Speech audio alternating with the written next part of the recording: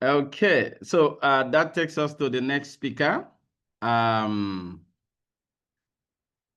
Preetesh Sewraj. Preetesh is the Chief Executive Officer of the Lorries, Africa and the Middle East. Lorries is the most prestigious creative award Africa and Middle East, and he has led the platform to become a powerful driver of conversations on how creativity fuels economies and cultures. Before this, he was CEO of Product of the Year South Africa, where he helped global brands and turning insight into innovation. He is a respected thought leader. He has spoken at major international forums on marketing, technology, and cultural change.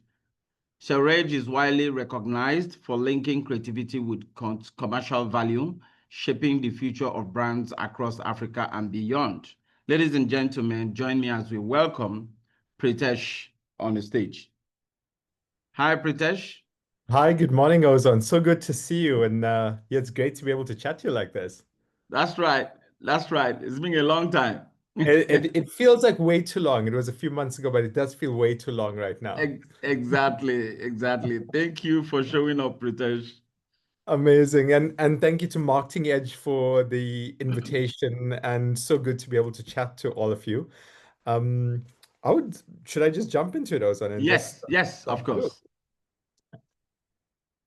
So amazing. Thank you so much for everyone for the time. My presentation seems to be, there we go. Ozone, I just want to double check. Can you see the presentation up on screen? Yes, we can see your presentation. Amazing. Yes, of course. Fantastic. So, such an honor to be able to speak to you about AI integration today. So, there's going to be a lot of data. So, I'm going to take a very, I know from a creative side, but I'm going to do a lot of data. And the way I've actually approached this is really just to go into 9 think points. That's all I really want to do is like, and really quickly. So, these are the think points we're going to think about, really think about, which is the key thoughts on utilizing artificial intelligence in communications and how we can actually find value from it as well.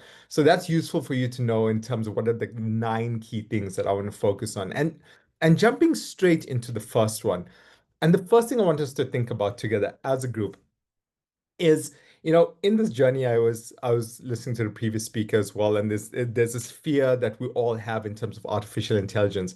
But we should also look at the journey that we've gone. How has technology improved human ability to communicate? And if you think about it, in ancient times and our ancestors, when we wanted to communicate, we had rock paintings. So you'd paint on these walls and you'd be able to share and communicate the experiences that we had.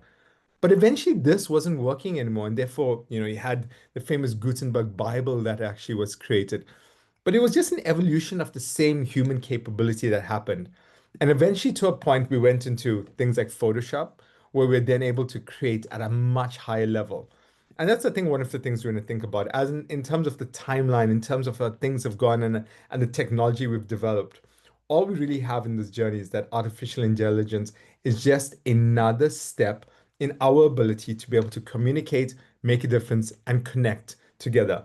On a marketing perspective, though, it also supercharges it. It supercharges it on a vision perspective, from business in terms of the goals, the enterprise, the management of our marketing communications. So really what artificial intelligence is here as a tool to be able to assist us and guide us and help us in terms of this overall process. But having said that, again, every single time, and apologies for the scary image, but that's what Hollywood's done to us. It's brainwashed us into this idea that artificial intelligence is really, really this big, scary monster coming for us. And I think one of the things I want to highlight at the first step in our first thing point here is don't fear artificial intelligence in communication.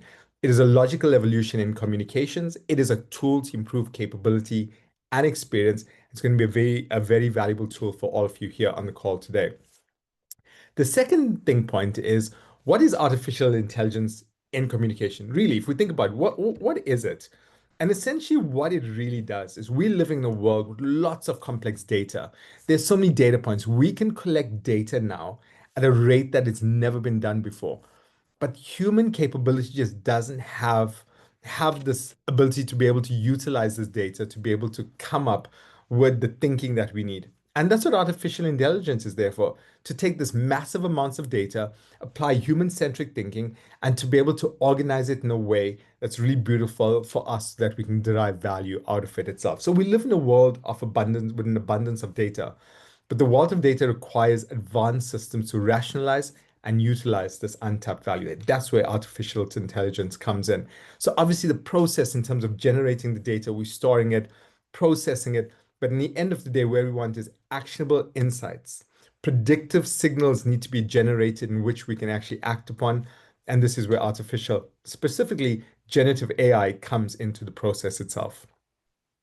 AI improves and automates the decision-making process for marketers, and therefore data can be processed and value extracted at levels that now supersede human ability, which means we also are able to enhance human experience at a much faster rate. Our third thing point is your data providing the right AI outputs? And this is something that's really important for us as marketers as well.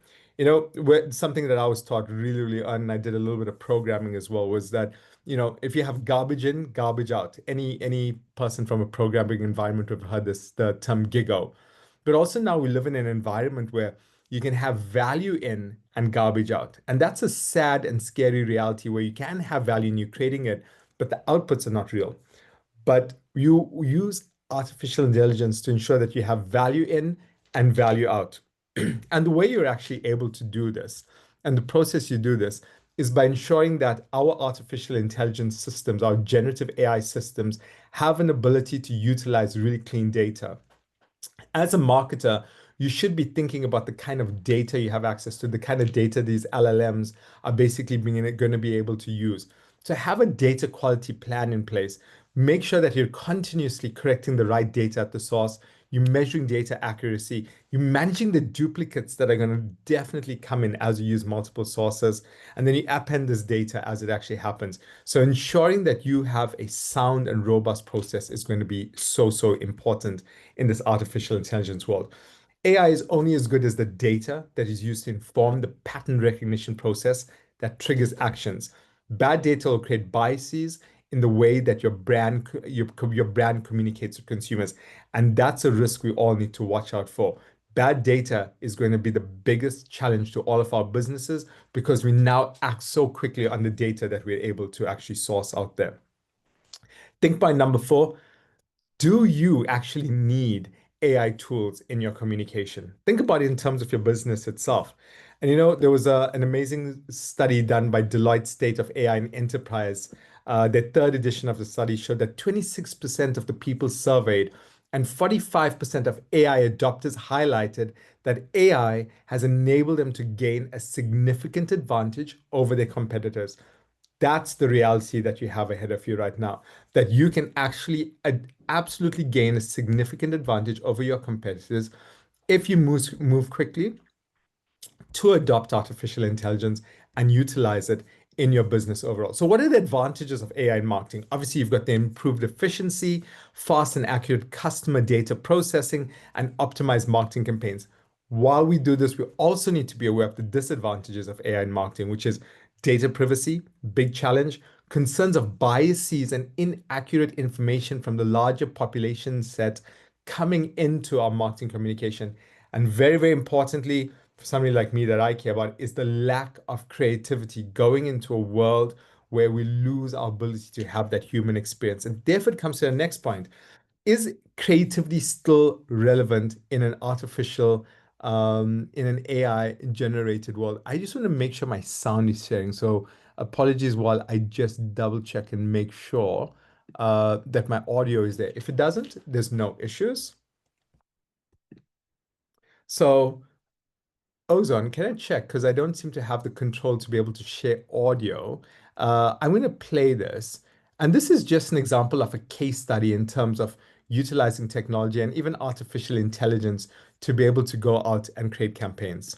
The new Polo is launching with IQ Drive, VW's intelligence system, aimed at a digitally connected audience who play everywhere, except where we do. They block, skip, and avoid ads. So how do we create an ad campaign for people who want nothing to do with ads? We play a game of our own. Introducing Game On, a gamified ad campaign fueled by currency our audience love it. NFTs, NFTs. We began by transforming the streets of Joburg into an African corner of the metaverse. We then worked with the leading NFT platform, OpenSea, to create a unique collection of NFTs inspired by these very streets. And then we hid them in our advertising. We hyped the release with gamer influencers and a series of teasers. With the community primed, we dropped our gamified ad and challenged consumers to find the treasured NFTs. Every day, we release new clues across social. To win them, gamers needed to track down the NFTs, take screenshots of the content, then tweet us the images. And millions who avoid ads were now watching our ad over and over again, frame by frame, for 5 consecutive days, while turning their social feeds into free ad space for the new polo. Within minutes, we were trending, engaging millions of South Africans, and the new polo leveled up as this hard-to-reach community embraced the campaign. We announced the winners. While we handed over freshly minted NFTs, our dealers began handing over keys as our audience went from the virtual streets to playing with the new polo in the real world. The media took notice. They smashed every high score.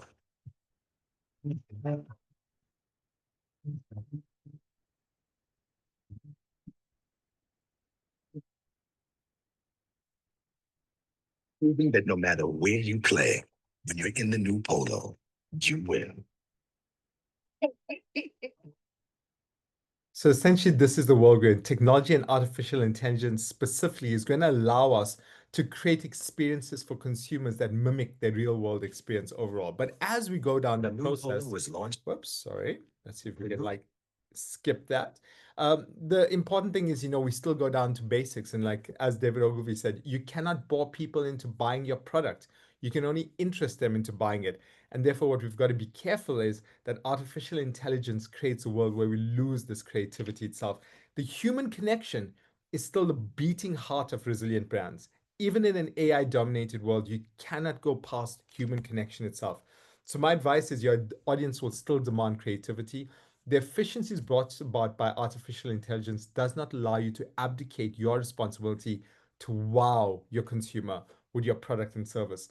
So it is not a cure-all. It will not solve all of your business challenges. All it is, as we've always highlighted, is just a tool to go down that path. As Sir John Hegarty said, creativity is oxygen for business growth. So why are we holding our breath? In the AI-driven world, as we have more artificial intelligence, don't hold your breath. Continue pushing creativity, continue bringing the human angle to it, and don't rely on AI to be able to deliver this for you. Thing point number 6, is the cost of AI implementation worth it? It's expensive. Early adopters pay quite a bit to be able to utilize new technology. And you're going to find that right now the concern is, are you really bleeding money in exchange for the value that you're getting from artificial intelligence itself? And what you actually look at is in terms of AI marketing tools for return investment tracking reporting. These already exist. The metrics, the processes exist right now as well. You want to measure and track your return investments. It's essential for evaluating the success of marketing campaigns, and AI tools can provide valuable insights into this regard. AI tools can analyze marketing campaign performance, metrics, customer behavior, as well as your financial data to calculate and track return on investment in real time, which is so different from the past. Machine learning algorithms can identify correlations and trends within data, provide marketers with actionable insights for optimizing future campaigns, which can happen a lot quicker than ever before. And AI can automate the reporting process, generating comprehensive reports with visualizations and recommendations, allowing marketers to focus on strategic decision making. So tools are there, and if you're able to utilize this, it means that more of your time, more of your bandwidth can be focused on the strategy where it's still needed, where AI is still very, very weak. Think point 7, what are the risks when AI drives communication overall? And there's a sum of the risks. The risks in the use of AI in everyday working life. Number 1 is an overestimation of the possibilities of AI. there's always this worry, and there's always this assumption that AI will solve our problems. And the data that we have here shows that that is not true itself. You also have immature quality of results and loss of uniqueness and creativity, which always sits right at the top. For anyone interested in more of the legal stuff, insufficient legal regulations, and obviously there's the reduction of jobs itself. These are the top 5 that we should be considering as we use artificial intelligence every day in terms of our marketing campaigns. But we should never forget the overestimation of the possibilities of AI is what's going to hurt a lot of brands. And as smart marketers, we should make sure that we don't fall into that trap. Think point 8, how can Nigerian brands harness the power of artificial intelligence? And it's this simple. Start now. Literally, find every AI tool that you can, that your business can utilize, and your business is willing to be able to go out and invest in, and start now. Trust me, like I shared with the data right up front, as soon as you start utilizing artificial intelligence, you'll see the benefits from it as well. I have this amazing Sandpiper data here, and obviously it's a global data, but it also compares Middle East and Africa with Asia Pacific, Europe and the UK, and North America and Canada. And what I found really interesting about this data, and hopefully you see it as well, is this interesting thing where when they asked industry leaders must move faster to capitalize on opportunities, 78% of people in Middle East and Africa, the greatest of anywhere in the world, higher than the global average and greater than even North America, said that they agreed that industry leaders must move faster to capitalize on opportunities. Yet, when they were asked this question whether industry leaders are acting too quickly to integrate generative AI into their offering and ways of working without fully thinking it through, without fully thinking through the potential implications and consequences, Africa and the Middle East, once again, was the highest in the world in terms of the fear. So we've got this dichotomy where we know that AI is really going to have a massive difference. We want leaders in the business to be able to adopt it, but there's this little bit of, there's a significant degree of fear that exists out there as well. And so therefore, I think one of the key things we need to do is it's in lockstep. We need to continuously adopt and utilize the tools, while at the same time, you need to continuously be proving to your audience, and especially to people who are going to be using the AI tools, that this is not going to be a risk to them, that they're actually going to derive benefit from them. And in this process, you'll be able to build greater acceptance of the tools that you implement within your business overall. Now is the time to invest. It is the best time for you to be able to go out there and find the right products itself. We cannot have a situation where we are left behind. And I'm going to show you this. You know, there's a global AI and marketing data for 2021 to 2028. And they give you all of this amazing data on to focus on in the top left-hand corner of the screen. They'll tell you about the data for North America, for Europe, for even Asia Pacific. But where do we sit as a continent? When they look at Africa, they put us in the rest of the world, and so tiny over there. There is this sad reality where the world is not looking at us and does not believe that we will be able to adopt this technology and use it fast enough. And my wish to all of you is let's prove them wrong. Let's prove them wrong. Let's go, and thanks to Marketing Edge for platforms like this. Thanks to Marketing Edge for being able to create that tension to say, how can more Nigerian brands be able to utilize the power of artificial intelligence to leapfrog other markets out there as well? And the way we're going to do this is starting the investment right now. And my final think point number 9, what will you do with all of this information right now?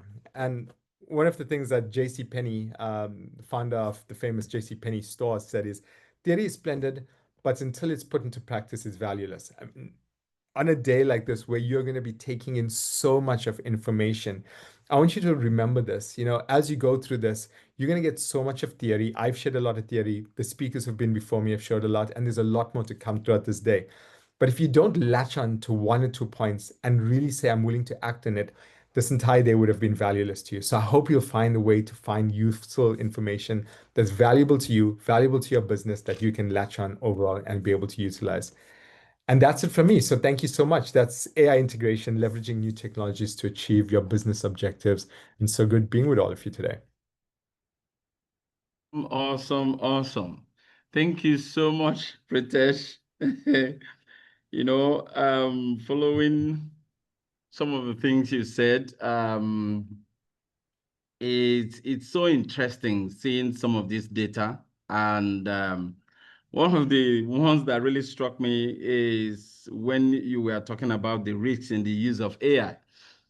And the first on that is the overestimation of the possibilities with AI. And that's so true.